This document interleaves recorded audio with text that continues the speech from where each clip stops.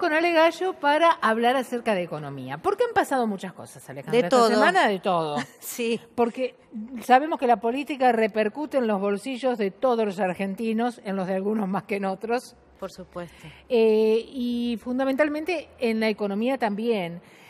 Un dólar que cerró altísimo, la verdad que de una manera parece incontenible ya el dólar. Se habla de un nuevo giro de dinero de parte del Fondo Monetario Internacional y mientras tanto nosotros tenemos que sobrevivir. Sí, como que nosotros la vemos pasar a la película, ¿no? Y a la plata. Claro, tal cual. Porque viste que un poco la sensación es que lo que te ingresa se va rápidamente. Para pagar las deudas, las cosas que van surgiendo, los gastos. Exactamente. Esta fue, como vos decís, Rosario, una semana de muchas definiciones. El dólar terminó una jornada el viernes muy alta, cerca de los 32 pesos. Hay mucha expectativa respecto de lo que va a pasar la semana que viene. Y la verdad que lo que pasó el viernes, ayer, no tuvo que ver. Esta vez el gobierno o el Banco Central no puede decir que haya tenido que ver únicamente con las consecuencias de lo que pasó en otros mercados emergentes. Ustedes saben que en este momento hay una crisis muy importante en Turquía, empezó a haber nuevamente un temblor en Brasil, que es nuestro principal socio comercial, y ustedes saben que cuando Brasil se resfría estornudamos todos. Una cosecha récord en Estados Unidos, con lo cual también repercute en las exportaciones agrícolas argentinas. Exactamente, porque quita mercado, digamos, de alguna manera. Así que bueno, pero la verdad es que lo que pasó el viernes en la jornada bursátil, digamos, se derrumbó la bolsa, además de subir mucho el dólar, no tiene solamente que ver con estos elementos externos, sino que tiene que ver con las ambigüedades que el mercado ve respecto de la política que se está implementando en cuanto a la política cambiaria en la Argentina. Quiero decir, no hay señales muy claras, te dicen los operadores del mercado, respecto de qué es lo que va a hacer la Argentina con su política cambiaria, y no hay señales tampoco muy claras respecto de las reservas, porque ¿cómo se contiene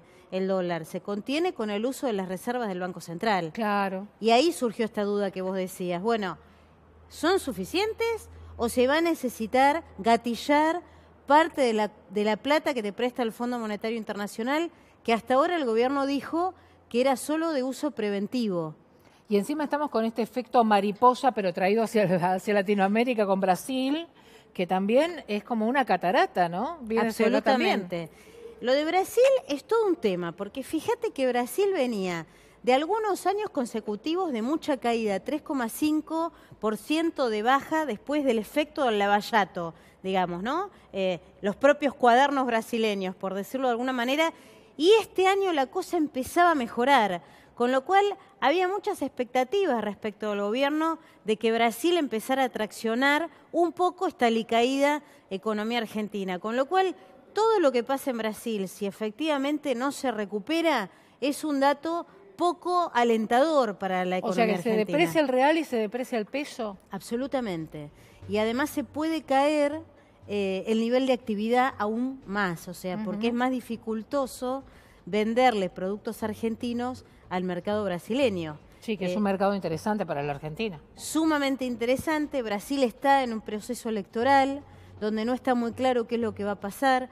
Lula, con sus complicaciones en la prisión y sus propias cuestiones de corrupción, es candidato. Hay otro candidato también que los mercados vinculan mucho con el populismo, que no se sabe muy bien qué política se instrumentaría, con lo cual el real en relación al dólar estaba en relación a los 4 pesos, ¿sí? Está en estos días. Se espera que en un mes, un poquito más de un mes, que son las elecciones, pueda llegar a 6 reales, ¿no? En relación al dólar. Con lo cual, ese serrucho, ese temblor, también te va a traer ruido en la Argentina, donde tampoco está claro que la crisis cambiaria haya finalizado. Ahora, esta semana se conoció que se necesitan para vivir más de 20.000 pesos por familia para no ser pobre. Es una cifra, pero altísima, teniendo en cuenta que hay muchos salarios.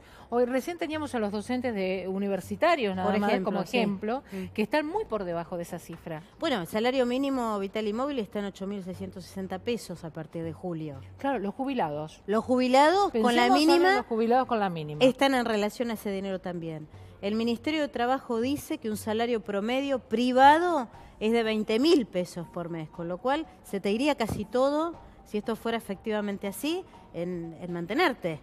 digamos. Claro, y por eso es que se renuevan los contratos de alquiler, porque dice que la gente no puede acceder a los créditos porque realmente no les sobra, no le alcanza para reunir el dinero de ahorro que se exige para poder entrar en un crédito, que a veces siempre te exigen entre el 10 y 20% Sí. de lo que vale la propiedad, y por eso el 70% de los contratos de alquiler se ha renovado aquí en la capital federal como síntoma también de esta depreciación que hay del salario, ¿no? Y Mira, escasez de acceso al crédito. no, claro, y además, sin contar que a lo mejor, digamos, para acceder a este tipo de créditos hipotecarios con UVA, a lo mejor entran los ingresos de los dos integrantes del núcleo familiar. Suponete que alguno de ellos haya tenido algún recorte de horas extras o que haya perdido el trabajo, con lo cual, bueno, la ecuación doméstica lamentablemente cambia considerablemente. Entre marzo y marzo, es decir, antes de toda esta crisis cambiaria que empezó en abril, los créditos con UVA se habían indexado más de un 25%. Wow. Un montón. Y se espera ahora todo el impacto de esta crisis. Por supuesto, el índice UVA se conoce siempre con un mes de atraso, con lo cual toda la inflación de julio, que fue de más del 3% nuevamente, va a empezar a repercutir ahora en los salarios y en los indicadores, en las cuotas que haya que pagar a partir de agosto o septiembre. Con lo cual, esta situación es muy complicada y lo que hay que tener en cuenta es que algunos acuerdos, por eso hay que mirar muy bien la letra chica, Rosana, porque hay algunos acuerdos que prevén que si a vos se te desfasa demasiado la indexación respecto de tu salario, y esto es muy probable que ocurra, porque la mayoría de las paritarias no están cerca del 30%, sino han estado cerca del 15% o del 20%. Cerradas. Hay los gremios, la mayoría cerró paritaria, ya está. Por Quedan eso, muy poquitos acordando. Por eso el poder adquisitivo se ha perdido y es probable que te pase que el UVA te quede muy por arriba, el aumento en el porcentaje, a eso me refiero, en relación a la inflación, sea superior al porcentaje de aumento que vos recibiste en tu salario. En ese caso, hay que fijarse en la letra chica del acuerdo, porque hay una cláusula que se puede gatillar, que vos le podés pedir al banco que te lo gatille, el Banco Central le obliga a los bancos, a las entidades bancarias, a que lo tengan que hacer. Y en ese caso, que pongan a tono la tasa con lo que fue la paritaria, con lo que fue la suba del salario de la persona que está abonando el crédito. El plazo. Te extienden las cuotas para que, porque si no vos es como una refinanciación. Como digamos. una refinanciación, exactamente. Porque si no, vos tenés que pagar, si es al mismo plazo, tenés que pagar una cuota altísima y a lo mejor no llegás. Claro. Entonces, si vos extendés el plazo, ahí el banco tiene la obligación de hacerlo y a lo mejor no te resulta tan pesado el impacto de la inflación sobre el aumento en la cuota. Porque si no, ¿qué sentido tiene que vos lo pagues? Pensá que en un año y medio hubo 90.000 familias argentinas que se adhirieron a acuerdos de créditos hipotecarios financiados con UVA, con lo cual es una situación que sí o sí los bancos que tienen espaldas, que tienen dinero, van a tener que atender esta situación porque es muy importante que los argentinos puedan acceder, es una deuda histórica, que los argentinos puedan acceder a tener una casa propia. Y sumarle que cuando se van a renovar los contratos de alquiler son cláusulas realmente leoninas a veces en cuanto a los ajustes. El 45% del salario va al pago del alquiler en muchos casos. Una locura. Es una locura. Es una locura. Las familias tienen que vivir con el resto y afrontar todos los gastos que implica la subsistencia, ¿no? No, y aparte, también ahí lo que pasa, como siempre ocurre, los vivos de siempre, ¿no? Como decimos, hay muchos propietarios que a lo mejor, por las dudas, ¿no? Pretenden una suba mayor, porque no se sabe muy bien cuánto va a ser la inflación este año, y entonces a lo mejor se pasan de rosca a la hora de entender que el inquilino que está pagando la cuota del mensual de alquiler es un asalariado, y que a lo mejor hay que, digamos, considerar otras cuestiones que tengan por ahí que ver con la voluntad de pago, con la conducta que ese inquilino tuvo. Claro. Y también, ¿sabés lo que pasa? Que en la renovación ahora el costo de las inmobiliarias o de la renovación lo paga también el propietario. Antes, ¿te acordás que lo pagaba el inquilino? Se pagaba el inquilino, por lo general. Entonces, ahí nadie quiere perder, ¿viste? Y después te lo meten dentro del precio del alquiler. A eso voy. De algún lado lo sacan. De algún lado lo sacan y a veces hay que perder un poco para que ganen todos, ¿no? Claro, Sobre todo cuando hay situaciones muy límites de Sobre bolsillo. todo un tema tan delicado como es el de la vivienda, ¿no? Que es un tema tan sensible para todos. Y sobre todo cuando es tan difícil sostener los gastos mensuales, porque no es solo la vivienda, sino los alimentos, Rosana. Los alimentos vienen siendo el motor del aumento de la inflación mensual. Es decir, ¿qué te queremos decir con esto? Que el ritmo de crecimiento de los aumentos en la canasta básica y en los alimentos está siendo muy acelerado.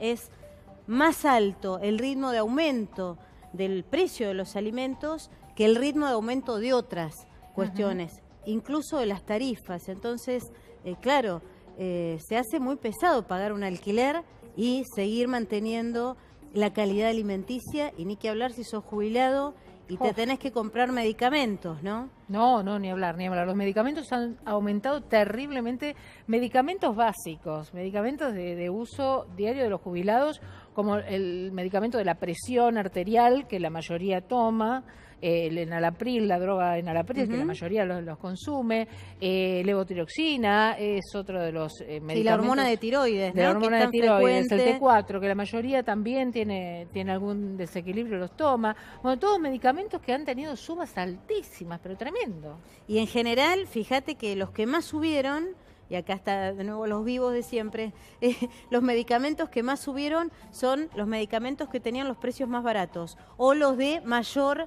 uso. Por ejemplo, el ibuprofeno, ¿no? Claro. Que me duele un poco la cabeza o me duele un poco la espalda, bueno, ¿no? Esos medicamentos que en general suelen ser los más accesibles, los más baratos comparados con otro tipo de drogas más sofisticadas, o casualidad, fueron los que tuvieron los aumentos mayores en sus precios.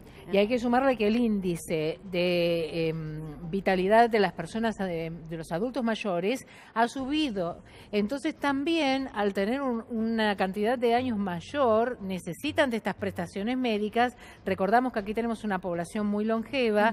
De hecho, hay más de 5.000 jubilados con más de 100 años que están enlistados en el PAMI. Y bueno, todo esto suma a que las prestaciones tienen que distribuirse de manera equitativa frente a las necesidades que también van increyendo, ¿no? Y eso que debería ser una buena noticia, ¿no? Porque tiene que ver con la calidad de vida, con que la medicina puede dar respuesta a algunas afecciones que de pronto antes no, pasa a ser un problema. Sí. Porque las obras sociales no quieren sostener los tratamientos prolongados, porque las prepagas ni que hablar, siempre te buscan un pero. ¿Las prepagas cuánto aumentaron ya? No se puede creer. Aumentaron como 4 veces en lo que va del año, siempre autorizados. Más que el combustible, te digo. Sí. Más que el combustible, menos mal que la tarjeta no va a nafta, ¿no? La tarjeta de la prepaga, porque si no hubieran aumentado más todavía, eso quiero decir. Pero bueno, son todas autorizaciones que van recibiendo las empresas de medicina prepaga, y hay muchos reclamos respecto en este sentido, respecto de quienes van cumpliendo más de 60 o 65 años, que el aumento en la cuota es considerablemente mayor e injusto respecto de la cantidad de años que a lo mejor ese afiliado aportó a esa empresa de medicina prepaga. Así que bueno, ahí va a venir toda una discusión seguramente en cuanto a las obras sociales y los gremios, cuando se sienten próximamente a negociar con el gobierno las nuevas cuotas o las transferencias para cobertura de planes sociales médicos, me refiero, que tienen que tener las obras sociales obligatoriamente, ¿no?